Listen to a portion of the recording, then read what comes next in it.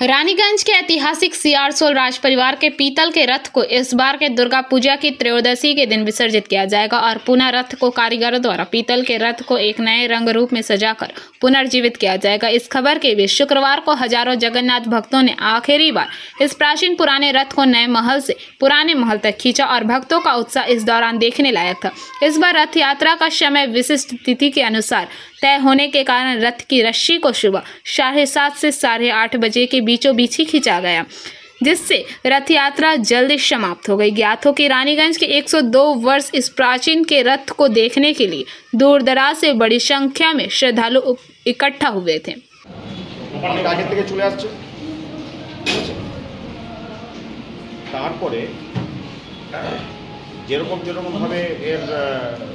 Population बाढ़ছে সেই জন্য আস্তে আস্তে Searsole sports and culture association যেটা আমরাই করেছি, ঠিক আছে। এখানে আমরা ব্যাডমিন্টন খেলেছি, এখানে নাটক হয়েছে, সব কিছু এখানে এটা আলাদা ট্রেডিশনের ব্যাপার আছে।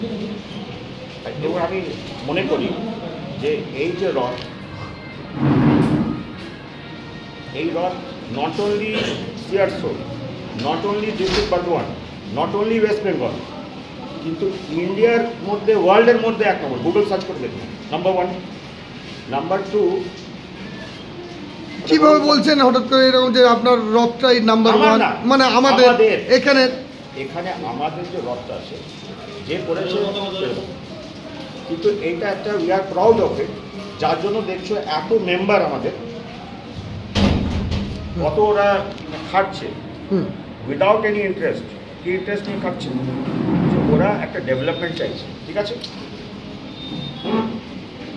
এবং আমরা ঠিক করেছি যে রথটাকে আমরা ভালো করে করব। 1832 সালে পণ্ডিত গোবিন্দ প্রসাদ, সে একজন সিভিল সার্ভিস কর্মচারী ছিলেন, এবং পণ্ডিত শম্ভুনাথ পণ্ডিত আপনারা জানেন কলকাতায় তার নামে হসপিটাল আছে, তিনি আলিপুরে ডেপুটি ম্যাজিস্ট্রেট ছিলেন।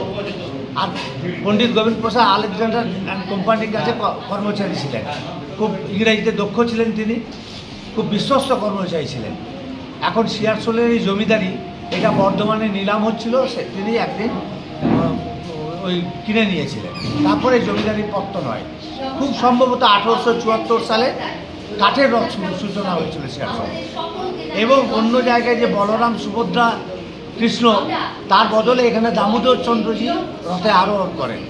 পরে রথ অগ্নিদগ্ধ হয়ে যায় এবং সেটা এই যে রানা পুকুরে ফেলা হয়। মেলা পরিচালনা করার অভিজ্ঞতা সিয়ারসোল স্পোর্টস অ্যান্ড কালচারাল অ্যাসোসিয়েশনের সদস্যদের অনেক দিন ধরে আছে।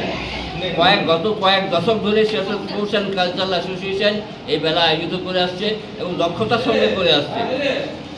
এবছরও সেইভাবে আমরা করেছি। কিছু কিছু জায়গায় আমরা নতুন কিছু জায়গায় যাতে রাস্তায় এনক্রোচমেন্ট না হয়, রাস্তায় গাড়ি চলাচল ভালো করে করতে পারে, প্রশাসন থেকেও আমাদেরকে রিকোয়েস্ট করা হয়েছিল যাতে রাস্তাটাকে ভালোভাবে রাখা যায়। যার জন্য আমরা সেইভাবে কিছু দোকান কম বসিয়ে করেও আমরা মেলাটাকে পরিচালনা করছি এবছর। আর মেলাটা দেখবেন আপনারা এই তেঁতুলতলার দিকে, যেটা মূল মেলা হয়, আমাদের মূল মেলা প্রাঙ্গণ, যেটা রথ মেলার মূল প্রাঙ্গণ, সেইটাকে আমরা একটু বাড়িয়েছি এবং ভেতরে অনেকটা জায়গা আমরা নতুন করে এই বছর একটু বেশি করে করেছি। দোকানপাটের পরিমাণ কি কিরকম হয়েছে এবারে? কি বেশি হয়েছে দোকান? হ্যাঁ, যেমন গত বছর আমাদের স্টল নাম্বার